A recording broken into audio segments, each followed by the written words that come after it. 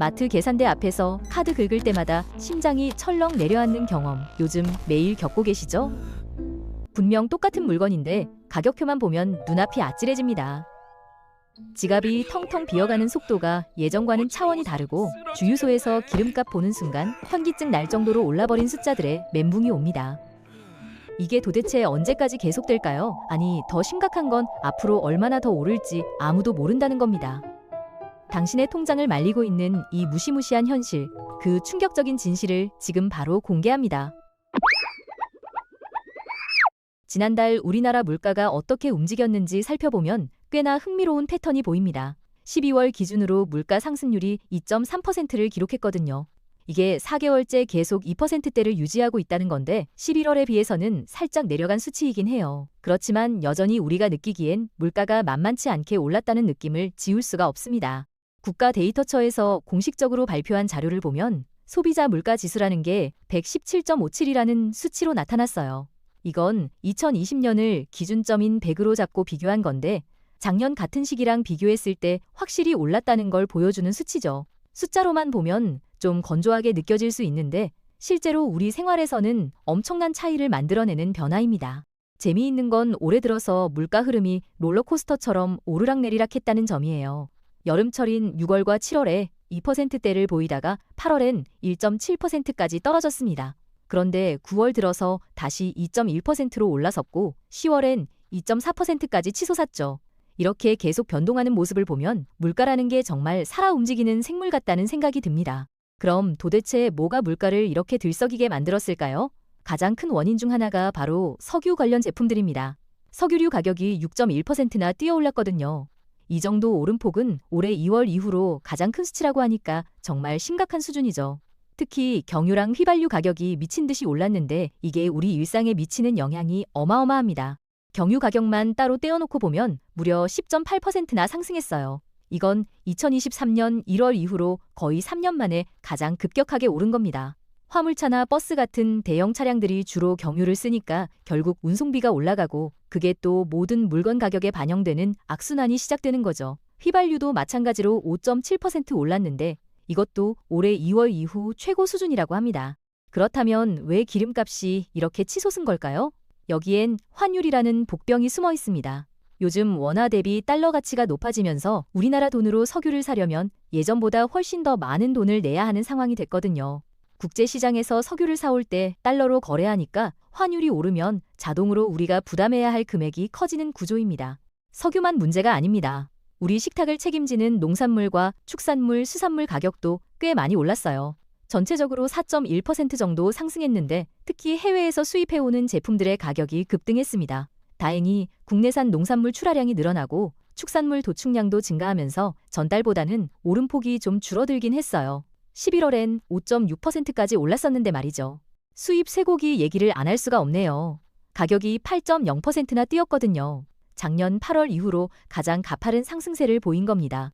스테이크나 불고기 좋아하시는 분들한테는 정말 뼈아픈 소식이죠. 환율 때문에 미국이나 호주에서 들여오는 쇠고기 값이 크게 오른 건데 이게 단순히 환율만의 문제는 아니라고 해요. 해외 수급 상황도 복합적으로 작용했다고 전문가들은 설명합니다. 외국에서 가뭄이나 홍수 같은 기후 문제가 생기면 그쪽 생산량이 줄어들고 그러면 국제 시장 가격이 올라가니까 우리도 영향을 받을 수밖에 없는 거죠. 세계가 하나로 연결된 시대에 살다 보니 지구 반대편에서 일어난 일이 우리 밥상까지 영향을 미치는 겁니다. 생선 가격도 만만치 않게 올랐습니다. 고등어가 11.1%나 상승했어요. 요즘 고등어 한 마리 사려면 지갑을 두둑하게 채워가야 할 판입니다. 고등어찜이나 고등어 구이 좋아하시는 분들한테는 정말 슬픈 현실이죠. 바다에서 잡히는 양이 줄어들었다는 얘기도 있고 환율 영향도 있고 여러 요인이 겹쳐서 이런 결과가 나온 것 같습니다. 과일 가격도 상당히 올랐는데요. 특히 수입 과일들이 문제였습니다. 바나나가 6.1% 올랐고 망고는 7.2%나 뛰었어요. 가장 심각한 건 키위인데 무려 18.2%나 상승했습니다. 거의 20% 오른 거니까 작년에 5,000원 하던 키위가 올해는 6,000원 가까이 된다는 얘기죠. 건강을 위해 과일 챙겨 먹으려는 사람들한테는 부담이 클 수밖에 없습니다.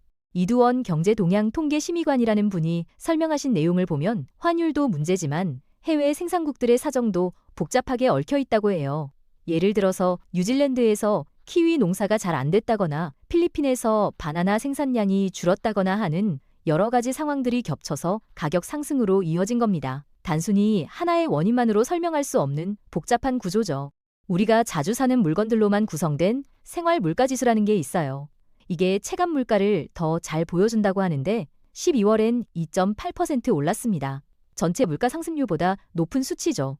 실제로 우리가 마트나 시장에서 느끼는 물가 부담이 통계상 평균보다 더 크다는 걸 보여주는 겁니다. 라면이나 김치, 두부, 계란 같은 필수품들이 많이 포함되어 있으니까 당연한 결과일지도 모르겠네요. 날씨에 따라서 가격이 왔다 갔다 하는 신선식품들만 따로 본 지수는 1.8% 상승했어요. 채소나 과일 같은 것들이 여기 포함되는데 올해는 다행히 날씨가 그리 나쁘지 않아서 상승폭이 크지 않았던 것 같습니다. 만약 태풍이나 폭염 같은 게 심했다면 훨씬 더 많이 올랐을 거예요. 근원물가라는 개념도 있는데요. 이건 농산물이랑 석유류처럼 가격이 자주 변하는 품목들을 빼고 계산한 겁니다. 이게 2.3% 올랐다고 하니까 기본적인 물가 상승 압력이 꽤 있다는 걸 알 수 있죠. 경제협력개발기구 방식으로 계산한 근원물가는 식료품이랑 에너지를 제외하고 보는 건데 이건 2.0% 상승했습니다. 올해 전체를 놓고 봤을 때는 어떨까요? 연간 소비자 물가 상승률이 2.1%를 기록했습니다.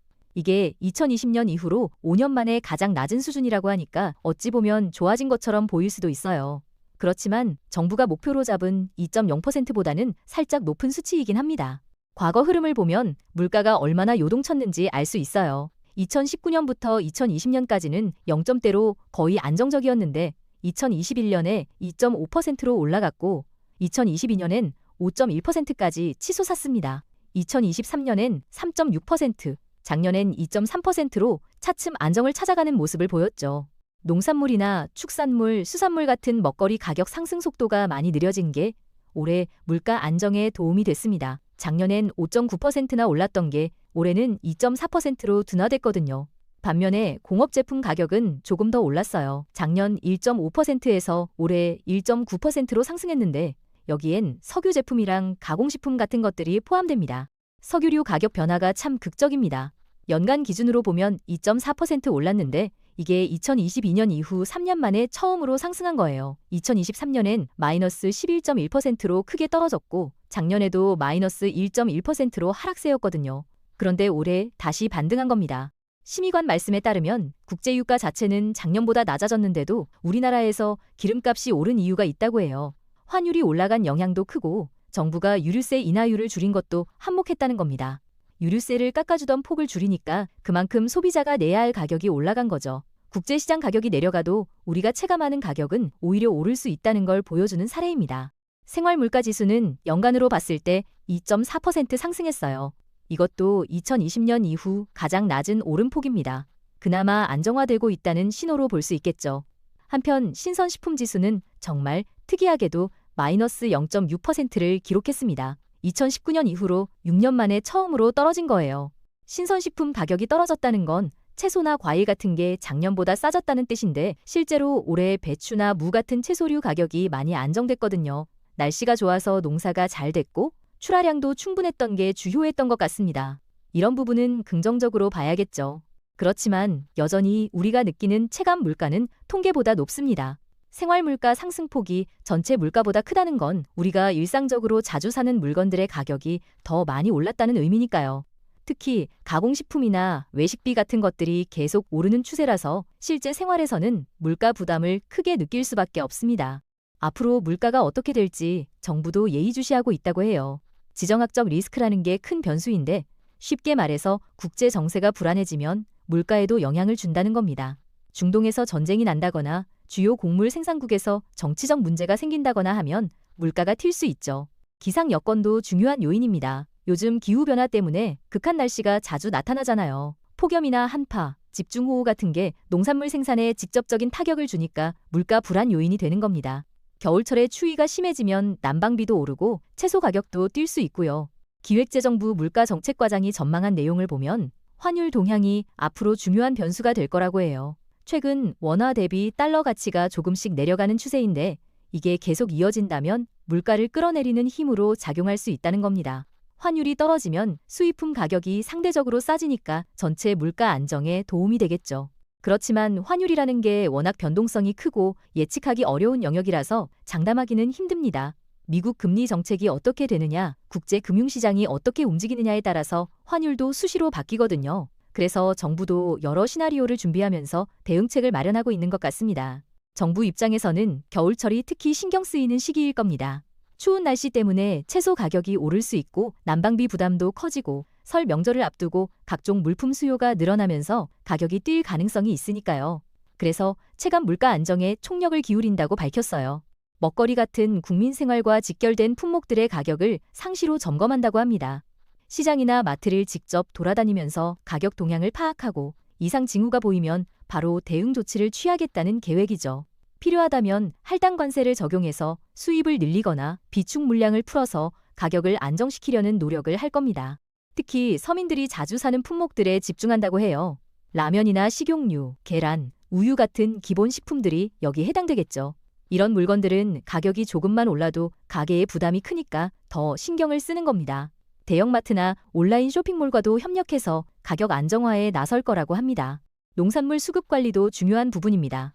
배추나 무 같은 주요 채소류는 정부가 비축 물량을 확보해뒀다가 가격이 급등하면 시장에 풀어서 안정을 꾀하죠. 올해는 다행히 채소 작황이 괜찮았던 편이라서 큰 문제는 없었는데 앞으로도 계속 모니터링하면서 대비할 계획이라고 합니다. 축산물도 마찬가지입니다. 명절 때 수요가 몰리는 쇠고기나 돼지고기 같은 품목들은 미리 수입 물량을 확보해서 가격 급등을 막으려고 노력하죠. 다만 수입 육류는 환율의 영향을 받으니까 환율이 오르면 아무리 물량을 많이 들여와도 가격이 오를 수밖에 없는 구조적인 한계가 있긴 합니다. 에너지 가격 관리도 빼놓을 수 없습니다. 기름값이 오르면 모든 물건의 운송비가 올라가니까 전반적인 물가 상승으로 이어지거든요. 정부가 유류세 조정을 통해서 어느 정도 조절하려고 하는데 재정 여력이랑도 관련이 있어서 쉽지 않은 결정일 겁니다. 세금을 깎아주면 소비자는 좋지만 정부 수입은 줄어드니까요. 국제 유가 동향도 계속 지켜봐야 합니다. 중동 정세가 불안해지면 국제 유가가 튀는 경우가 많거든요.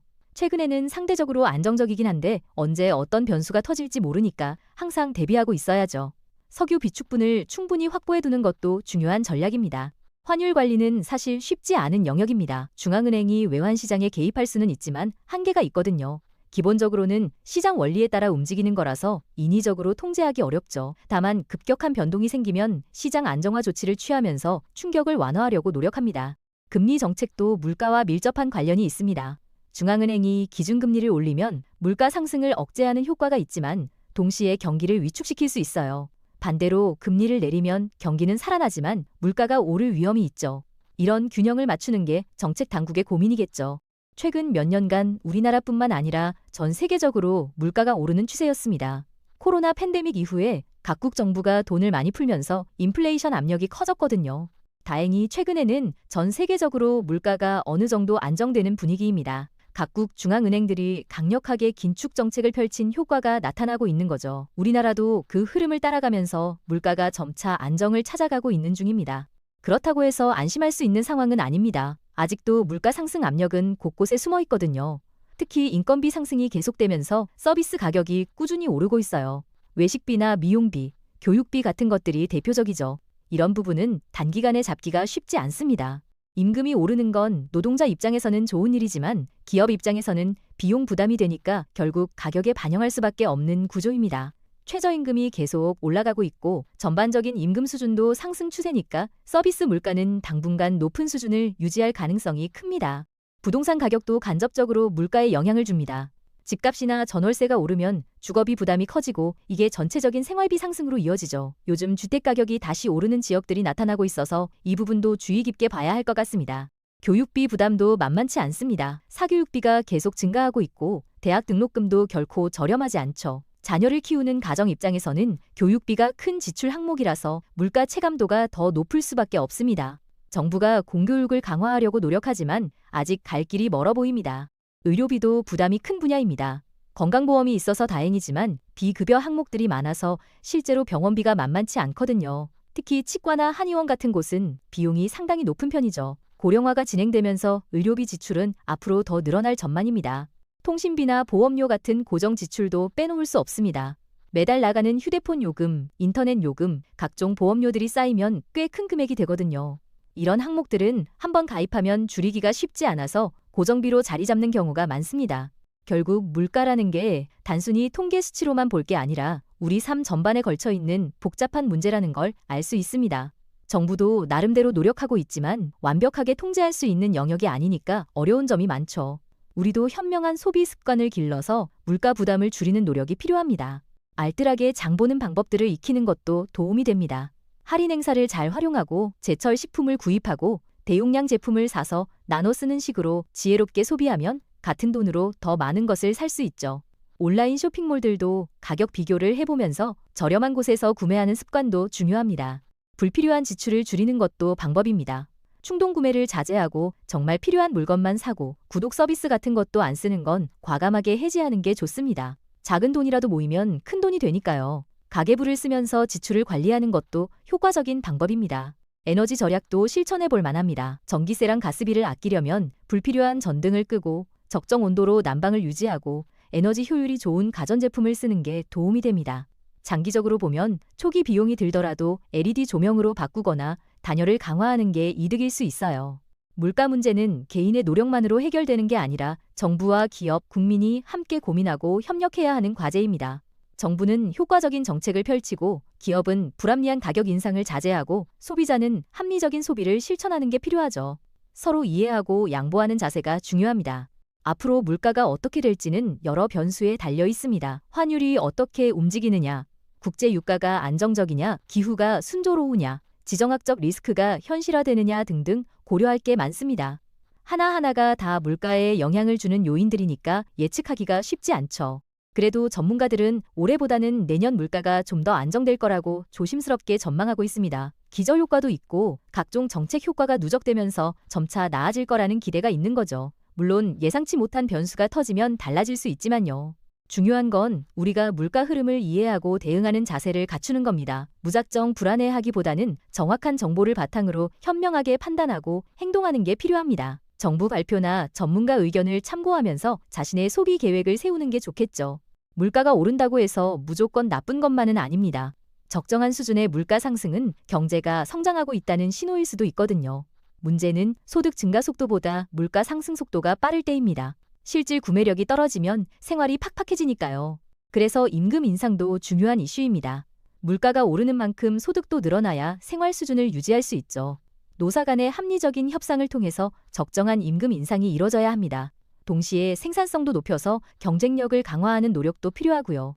사회 안전망을 강화하는 것도 중요합니다. 저소득층이나 취약계층은 물가 상승에 더 민감하게 반응하니까 이들을 보호하는 정책이 필요해요. 복지급여를 물가 수준에 맞춰 조정한다거나 생필품 지원을 확대한다거나 하는 방식으로요. 물가 안정은 경제 안정의 기초입니다. 물가가 흔들리면 모든 게 불안해지거든요. 투자도 위축되고 소비도 줄어들고 결국 경제 전체가 어려워집니다. 그래서 중앙은행이 물가 안정을 최우선 목표로 삼는 거죠. 오늘 이야기를 정리해보면 최근 물가는 여러 요인이 복합적으로 작용하면서 2%대 상승세를 이어가고 있습니다. 환율과 석유류 가격 상승이 주요 원인이고 수입 농축산물 가격도 올랐죠. 정부는 다양한 정책을 통해 물가를 안정시키려 노력하고 있고 우리도 현명한 소비로 대응할 필요가 있습니다. 여기까지 긴 이야기 들어주셔서 정말 감사합니다. 경제 이야기가 어렵게 느껴질 수도 있는데 끝까지 함께 해주신 여러분께 박수를 보냅니다.